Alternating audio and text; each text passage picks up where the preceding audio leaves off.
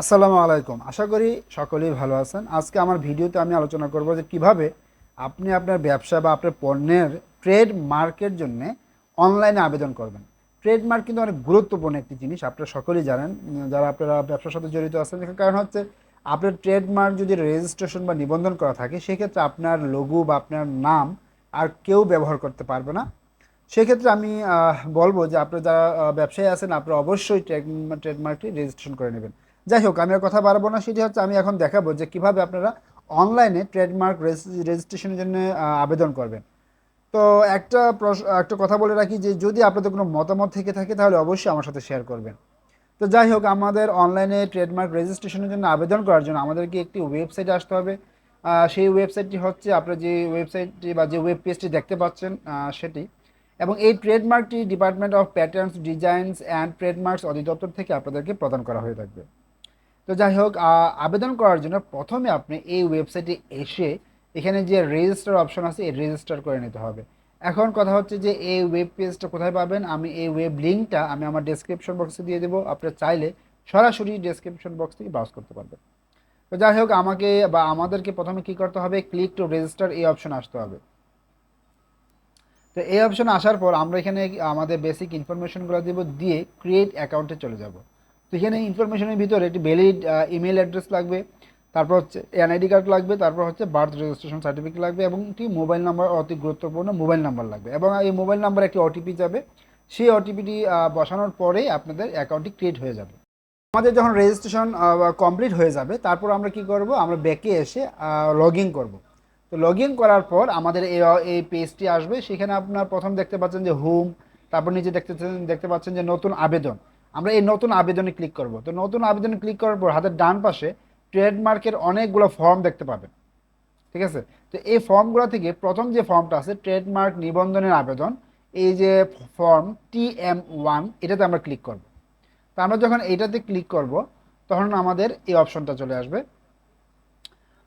এই অপশনটা আসার পর এটা হচ্ছে আবেদন দাখিলের নিয়মাবলী। এখানে আমরা আপনাদের কিছুই করতে হবে না। আপনি নিচে যে টিক মার্ক অপশনটা দেখতে পাচ্ছেন, এই টিক মার্ক অপশনে ক্লিক করে ডান পাশে যে পরবর্তী ধাপে অপশনে চলে যাবেন। তো পরবর্তী ধাপ অপশনে আসার পর এখানে যে আবেদন, আমরা সেকেন্ড পেজে চলে আসবো, আবেদনের পেজ। এবং এখানে এসে আপনাদেরকে প্রথমে যে কাজটি করতে হবে সেটা হচ্ছে প্রতিষ্ঠানের ধরন নির্বাচন করতে হবে। আপনাদের কি পার্টনারশিপ বা এন্টারপ্রাইজ বা অংশীদারি নাকি লিমিটেড কোম্পানি, এখান থেকে আপনারা সিলেক্ট করে দেবেন। ধরুন আমি এখানে ব্যক্তিগত আবেদন অথবা স্বতন্ত্র কোম্পানি আমি এখান থেকে সিলেক্ট করলাম। সিলেক্ট করার পর এখান থেকে আমি আমার ইনফরমেশনগুলো এখানে দিয়ে দেবো।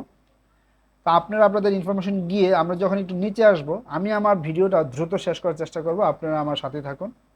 আমরা যদি একটু এই পেজের নিচে আসি, সেক্ষেত্রে আমার ইনফরমেশন, সকল ইনফরমেশন দেওয়া হয়ে গেলে আমরা পরবর্তী ট্যাবে অপশনে চলে যাব। তো পরবর্তী ট্যাব অপশনে আসার পর এরপরে যে অপশনটা হবে সেটা হচ্ছে প্রতিনিধির তথ্য। অর্থাৎ এই যে পেজ বা এই যে আবেদন, সেই আবেদনটা কে করতেছে।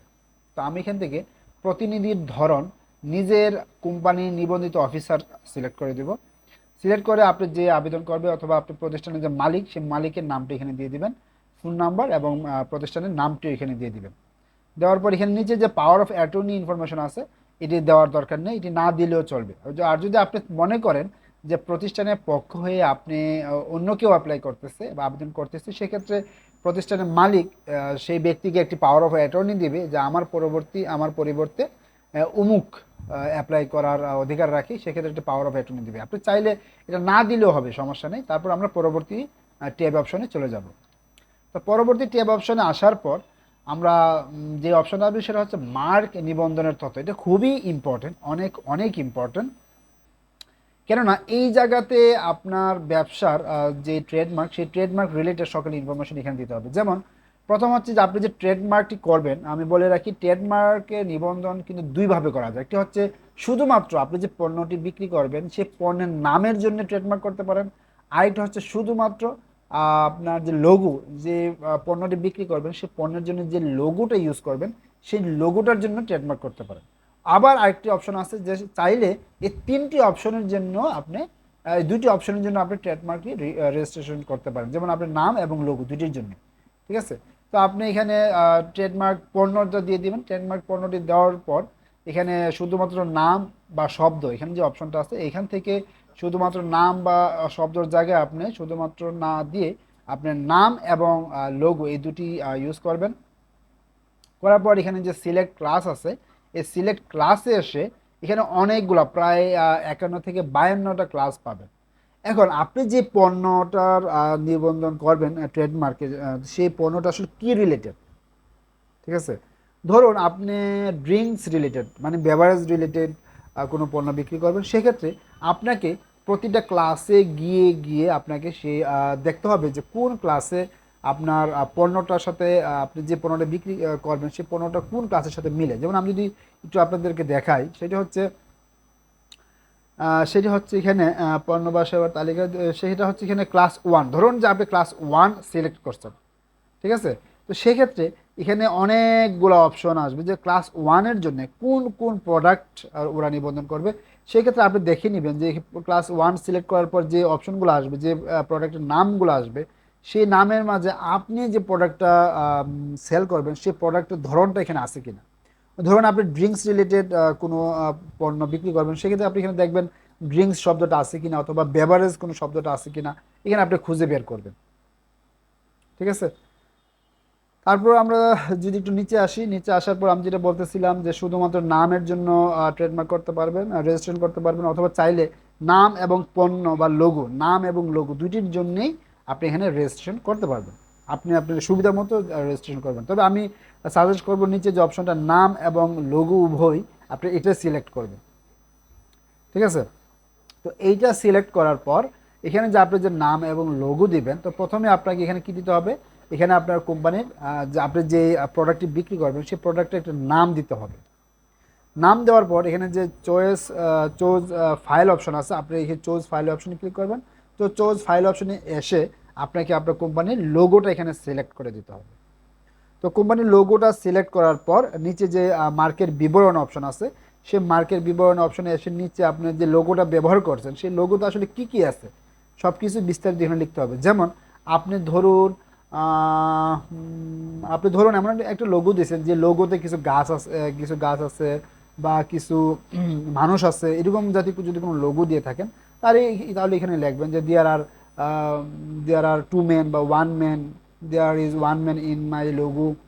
হ্যাঁ, এবং যদি কোনো ট্রি থেকে থাকে তা সেই গাছের বর্ণনা এখানে দিবেন। মানে আপনি লোগোতে যা যা আছে এবং কয়টি কালার ব্যবহার করছেন, যদি 2টি কালার ব্যবহার করে থাকেন তাহলে লিখবেন I have been use 2 colours in my logo, এরকমভাবে দিয়ে দিবেন। আপনি এখানে লোগোর বর্ণনা দিবেন।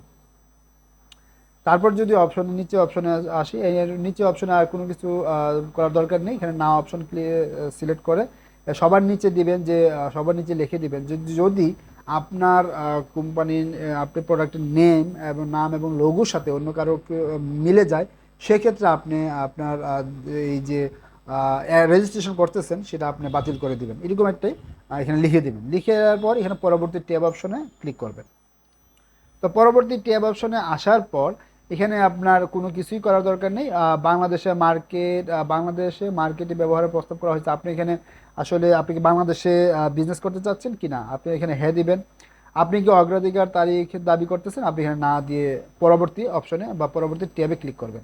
তো পরবর্তী ট্যাগে ক্লিক করার পর এরপরে যে অপশনটা আসবে সেটা হচ্ছে আমি বা আমরা পূর্বোক্ত পণ্য বা সেবার প্রস্তুতকারক। আপনি যদি নিজে পণ্যটি প্রস্তুত করে থাকেন সেক্ষেত্রে এখানে প্রস্তুতকারক উল্লেখ করবেন। আর যদি আপনি আমদানিকারক হয়ে থাকেন সেক্ষেত্রে এখানে আমদানিকারক বা সেবাদানকারী দিয়ে দিবেন। তারপর হচ্ছে পরবর্তী ট্যাবে চলে যাব।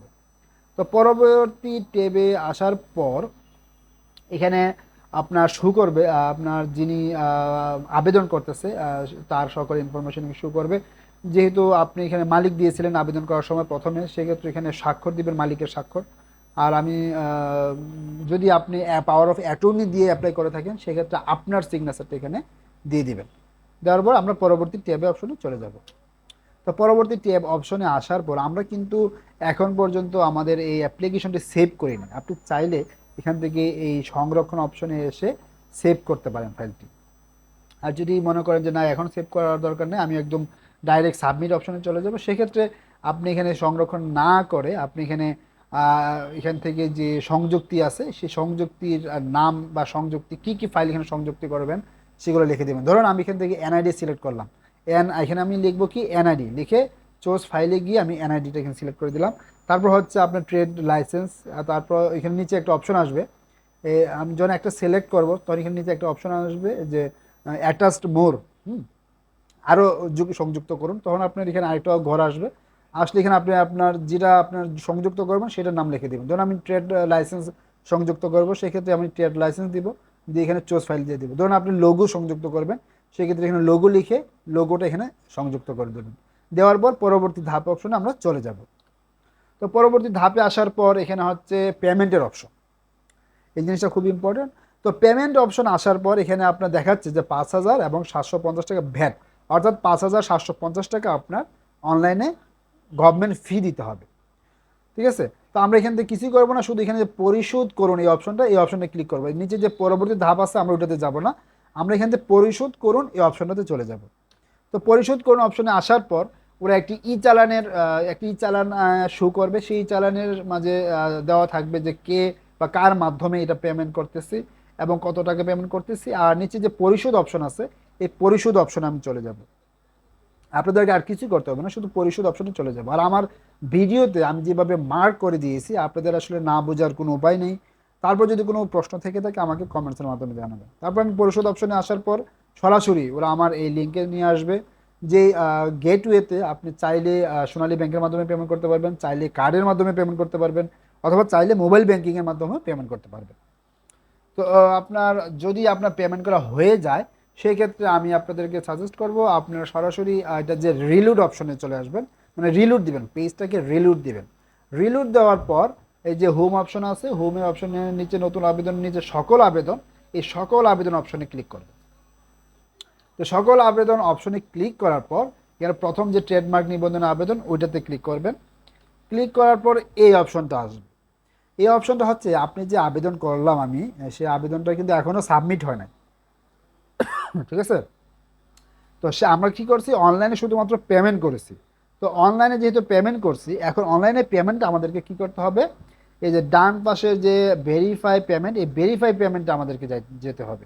তো আমরা যখন এই ভেরিফাই পেমেন্ট অপশনে ক্লিক করব, তখন এরকম একটি অপশন আসবে।